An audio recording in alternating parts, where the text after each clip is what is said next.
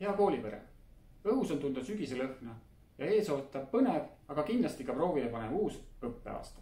Ma usun, et paljud teist on oodanud sõpradega kohtumist, võib-olla oli põnev uurida ja otsida uusi vihikuid, õiget kirjutusvahendit ja näha jälle oma lemmikõpetajat.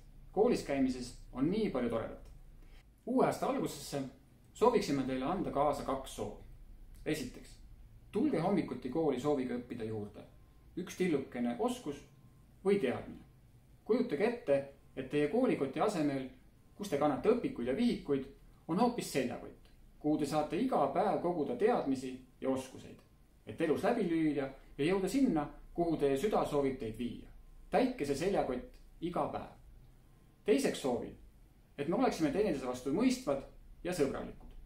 Eesti on kahjuks koolikiusamises 3. kohal ja seda on meie kõigi õpetajate, õpilaste, lastevanemate ja teiste ühiskonnaliikmete võimuses muuta. Märgake, kui kellelegi tehakse liiga ja sekkuge. Pakkuge abi, kutsuge abi.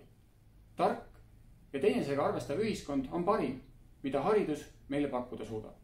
Ma soovin, et algav kooliaasta on sõbralik, rahulik ja huvitavaid teadmisi ning oskuseid täis.